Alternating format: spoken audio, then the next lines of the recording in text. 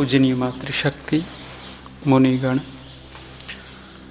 ब्रह्मचारीगण, ऋग्वेदादि भाष्य भूमिका, उपासना विषय में यमों के ऊपर हम चर्चा कर रहे थे, देख रहे थे 5 यम। कल हमने अस्तेय तक देखा।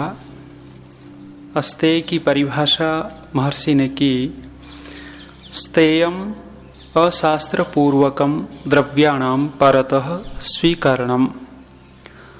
शास्त्र के विरुद्ध होकर के दूसरे के पदार्थों को लेना स्तेय है, चोरी है। और इससे विपरीत जो है वो चोरी त्याग है, अस्तेय है। वेद का मंत्र भी हमें संकेत कर रहा है, मां गृधः कस्य स्विद्धनम। किसी दूसरे के धन के प्रति लालच मत कर, गर्धा मत कर, संकेत मिला है। और भी बहुत सारे आपको मिलेंगे। चोरी के कितने तरीके लोग ढूंढते हैं। चोरी का तरीका क्या है कि आप जा रहे हैं, आपको कुछ पैसे मिल गए और पता लग गया कि फलाने व्यक्ति के पैसे हैं। पता लगने के बाद कि फलाने व्यक्ति के पैसे हैं, लौटा देने चाहिए। और यदि नहीं लौटाते, ये कहें कि हमें तो मिले हैं, हम तो उठा के थोड़ा ही लाए हैं, ये भी क्या है? निश्चित चोरी है। इसलिए ऋषि दयानंद कहते हैं व्यवहार भानु के अंदर, करें कि भले ही करोड़ों की वस्तु क्यों न पड़ी हो, फिर भी उसको उठावे नहीं, लेवे नहीं। एक व्यक्ति को 1 लाख रुपए मिल गए, पता लग गया फलाने अधिकारी के हैं, घर पे ले आया। घर पे 1 लाख रुपए आए तो पिताजी ने कहा ये तो बहुत अच्छी बात हो गई, 1 लाख रुपए मिल गए। बेटी का विवाह है, तेरी बहन का विवाह है, काम आ जाएंगे। और लड़का कह रहा नहीं पिताजी लौटा देंगे। क्यों लौटा देंगे? उसने हेतु क्या दिया? कोई ऐसी, ये नहीं कि वो लौटाना चाहता है, लेकिन उसने हेतु ये दिया कि पिताजी यदि मैं 1 लाख रुपए उसको लौटा दूंगा, एक तरफ तो उसके सामने ईमानदार बन जाऊंगा मैं, और दूसरा क्या होगा कि वहां चपरासी की नौकरी खाली हो, चपरासी की नौकरी मुझे दे देगा। ये क्या है? माने वहां लौटाना तो नहीं चाह रहा, लेकिन लौटा भी रहा है, वहां भी लालच है। यदि इस लालच के कारण भी दे रहा है, ये भी एक प्रकार की चोरी है। तो कितने प्रकार की हम दिन में चोरियां करते रहते होंगे, पता लगेगा। ऋषि दयानंद जी ने 3रे समोल्लास में संस्कार विधि में एक श्लोक दिया, और श्लोक का अंतिम वाक्य क्या है? सस्तेय कृन नरः, ऐसा कुछ है। माने वहां वाणी क्या विषय दिखाया है पूरे मनु के श्लोक में, कि जो व्यक्ति वाणी का दुरुपयोग करता है वो भी बहुत बड़ा चोर है। वाणी के विषय में चोर ठहरा दिया है।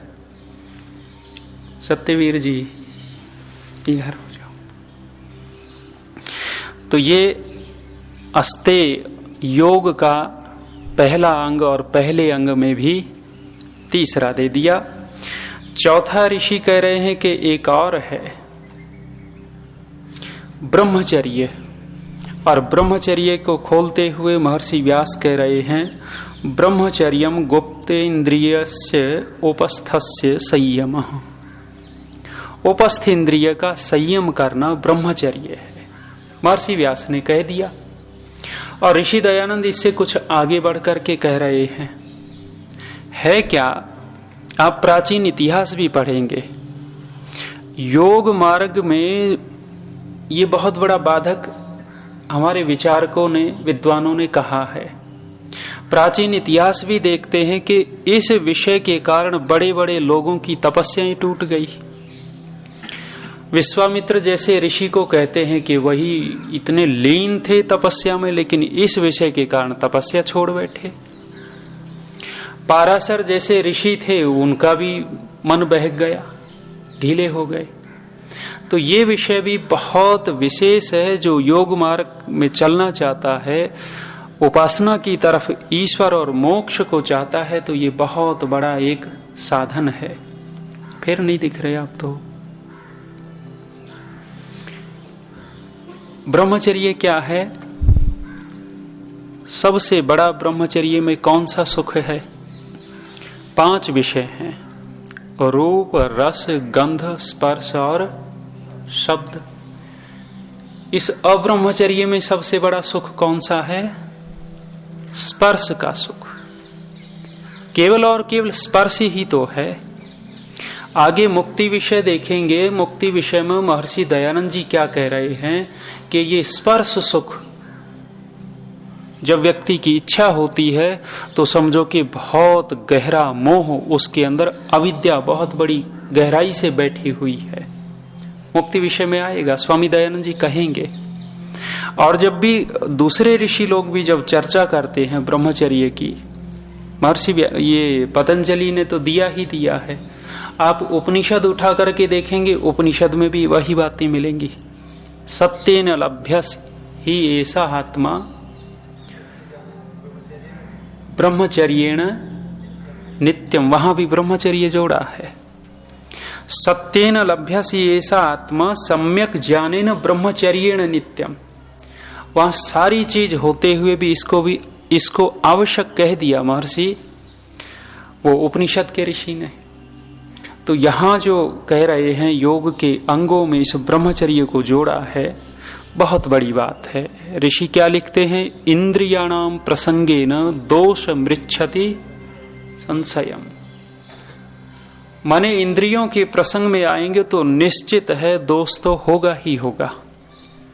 किसी भी इंद्रिय के प्रसंग में आए दोष हो जाता है, और दोष होगा तो बाधा खड़ी हो जाएगी। तो ये बहुत बड़ा बाधक ऋषि लोग कह रहे हैं। योग मार्ग से भटकने वाला ये स्पर्श सुख भटकाने वाला बहुत बड़ा बाधक है। तो ब्रह्मचर्य कहा है उपस्थ इंद्रिय का संयम। ऋषि दयानंद जी और आगे बढ़कर के कह रहे हैं, स्वामी जी क्या कहते हैं? ब्रह्मचर्य अर्थात विद्या पढ़ने के लिए बाल्यावस्था से लेकर सर्वथा जितेंद्रिय होना, और 25वें वर्ष से लेके 48 वर्ष पर्यंत विवाह न करना, पर स्त्री वैश्य आदि का त्यागना, सदा ऋतुगामी होना, विद्या को ठीक ठीक पढ़ के सदा पढ़ाते रहना, और उपस्थ इंद्रिय का सदा नियम रखना, ये ब्रह्मचर्य है स्वामी दयानंद जी की दृष्टि में। बहुत बड़ी बात कह दी है। आगे अंतिम कह रहे हैं अपरिग्रह। अपरिग्रह को खोल रहे हैं विषयाणाम अर्जन रक्षण क्षय संग हिंसा दोष दर्शनात् अस्वीकरणम अपरिग्रह इति एते यमाः। अपरिग्रह मोटे रूप में क्या करते हैं हम? अनावश्यक वस्तुओं का संग्रह करना, ये क्या है? परिग्रह। और अनावश्यक वस्तुओं का संग्रह न करना, ये है अपरिग्रह। ऋषि दयानंद जी और जोड़ देते हैं, विशिष्टता लाते हैं इन परिभाषाओं में। यहां भी दिया है, और सत्यार्थ प्रकाश की 7वें समोल्लास में आप पढ़ेंगे तो अपरिग्रह की स्वामी जी ने विशिष्टता ला दी। वहां करें कि अनावश्यक विचार और अनावश्यक वस्तुओं का त्याग करना, ये अपरिग्रह है। अनावश्यक विचार भी यदि हम इकट्ठा करते रहते हैं तो वहां परिग्रह चल रहा है। अनावश्यक वस्तुओं का तो होता ही होता, मोटे रूप में दिखता है, लेकिन वहां विचारों को जोड़ा है। यहां स्वामी जी कह रहे हैं अर्थात विषय और अभिमान आदि दोषों से रहित होना। अभिमान को भी परिग्रह में जोड़ दिया है। अभिमान परिग्रह है। और देखेंगे परिग्रह के विषय में जैनियों का भी देख सकते हैं आप। जैन जो साधु होते हैं उनके पास वस्त्र नहीं होता और कुछ नहीं रखते, वहां भी वो एक तरह का बहुत बड़ा अपरिग्रह का पालन करते हुए चलते हैं। हम ये नहीं कहते उनके सिद्धांत बहुत अच्छे हैं, सिद्धांत उनके कुछ भी नहीं है। वो नग्न हो जाते हैं सामाजिक दृष्टि से, वो भी गलत है, अच्छा नहीं है। एक विद्वान कह रहे थे कि यदि इनको शहर में आने पर लोग स्वागत और उस फूल मालाओं के लिए न जावें तो ये तत्काल कपड़े पहन लेवे। ये कपड़े जो नहीं पहन रहे, इनको मालाएं डलती हैं, 20-30, 100, 200, 300 लोग उनके स्वागत के लिए जाते हैं, जय जयकार ढोल बजाते हुए लाते हैं, तो इनको लगता है हाँ कपड़े उतारने में फायदा तो है। और यदि विपरीत कर दे में ढेले मारने लग जाए, अगले ही दिन देख लेना कपड़े पहने मिलेंगे। तो वो नहीं कह रहे हम, उनके सिद्धांत बहुत अच्छे, लेकिन उनके अंदर अपरिग्रह का कुछ कुछ दिखेगा जीवन में। उनके साधुओं में उनके पास कुछ नहीं होता स्वयं का, लेकिन भक्त लोग हैं कि भक्तों के पास जो कुछ है वही महाराज का है। थोड़ा हो गया। पहले के जो इनके साधु होंगे उनमें और अच्छाई होगी और ज्यादा अपरिग्रह का पालन करते होंगे। माने अपरिग्रह को भी ऋषि कह रहे हैं कि ये योग में बहुत बड़ा साधक है, और जो अपरिग्रह का पालन नहीं करता वो बाधक है। अब हम देखेंगे अनावश्यक वस्तुएं ढेर सारी इकट्ठा होती रहती हैं। आवश्यक पुस्तकें ठीक है होनी चाहिए, लेकिन पुस्तकों का अंबार ही लगाते चले जाएं। एक अलमारी थी 4 अलमारी हो गई, ये भी अपरिग्रह है। परिग्रह, अब 2 जोड़ी वस्त्रों से काम चल सकता है तो 5 जोड़ी अब अलमारी में रखे गए हैं। ये क्या है? एक बाबा जी के पास देखे 10 अंतः वस्त्र, अंडरवियर बोलते हो, देखे 15 जोड़ी जुराबें, देखा 10-12 अंगोछे। बाबा जी अकेला है, इसको क्या कहेंगे? ये परिग्रह है तो बाबा जी, लेकिन उधर ध्यान ही नहीं है। तो यहां जितना भी होता है ये, अच्छा शारीरिक दृष्टि से देखें, परिग्रह शरीर को स्वस्थ रखना, आरोग्य रखना आवश्यक है, उसके लिए दिनचर्या अपेक्षित है, उसके लिए खान पान अपेक्षित है, स्नान आदि अपेक्षित है। लेकिन उसको छोड़ करके दूसरा इसी शरीर को संवारने सजाने में, बोझ बढ़ाने में, चमकाने में, बाल विन्यास करने में, इसी में लग गए तो ये क्या आ गया? ये परिग्रह हो गया।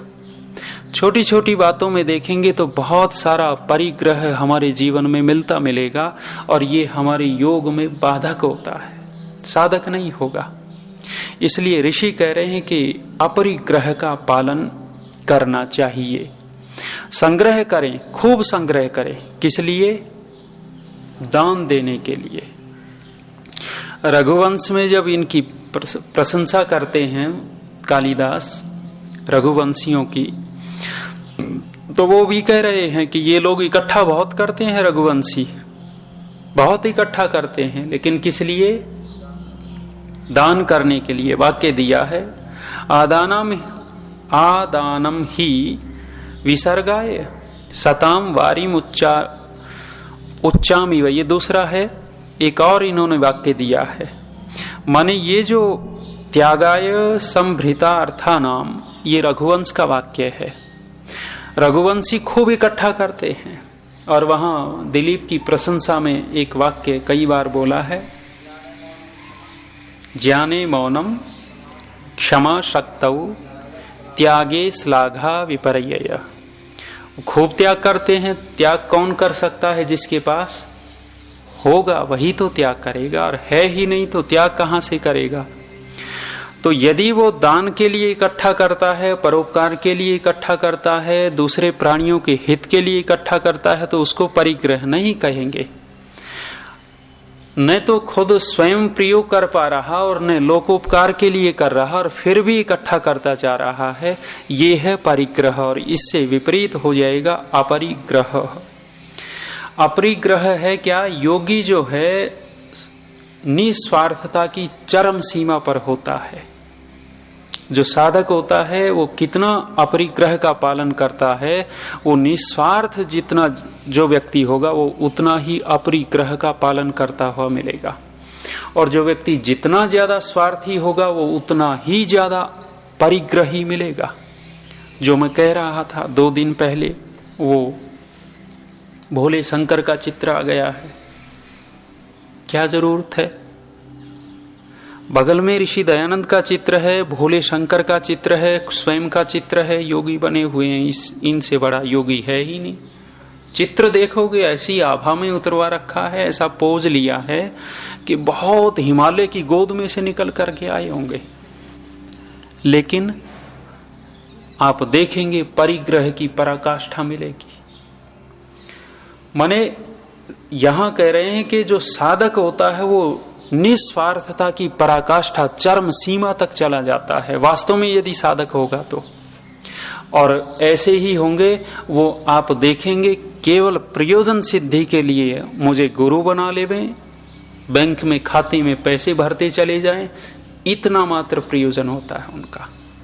वहां परिग्रह आपको नहीं दिखेगा।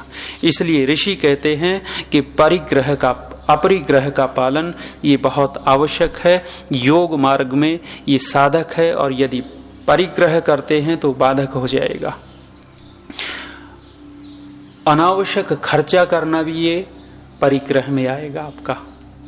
व्यर्थ का जो हम खर्चा करते रहते हैं, हमारे बाल साफ हो सकते हैं मुल्तानी मिट्टी से, दही से, छाछ से, सामान्य से, शैम्पू से, और इन्हीं को चमकाने के लिए पेंटिंग क्या क्या आ गई पता नहीं, आ गई है जी पेंटिंग, और भी कुछ होंगे, हेड एंड शोल्डर, और भी होंगे, ढेर सारे हैं। और अभी बता रहे थे, बोले जी वो तो लड़कियां जो अंडे लगाती, अंडे लेती हैं, इनमें चमक पैदा करने के लिए अंडों से सिर धोती हैं। ये सारा का सारा आपका परिग्रह में आएगा। इसलिए कह रहे हैं कि ये विषयाणाम अर्जन रक्षण क्षय संग हिंसा दोष दर्शनात् अस्वीकरणम अपरिग्रह। अर्थात यदि हम विषयों का अर्जन करते हैं, उनका रक्षण करते हैं, उनके संग में जाते हैं, उनसे क्या होगा? हिंसा आदि दोष ही होंगे। ज्यादा इकट्ठा करेंगे, निश्चित है हिंसा होगी, उनकी रक्षा करनी पड़ेगी, वो नष्ट भी होंगे। कितना भी करते रहें, यदि हमारा एक मकान से 2 कुर्सी टेबल से थोड़े से उससे काम चलता है तो इससे बढ़िया कुछ नहीं है। और हमारे प्रधान जी क्या कहते हैं, बनाओ कोठियां और झाड़ते पूछते रहो। जीवन भर उन्हीं फर्श को रगड़ने में लग जाता है, करना कुछ नहीं होता। तो वो परिग्रह होता है। यावत म्रियते जठरम तावत स्वत्वम ही देहि न।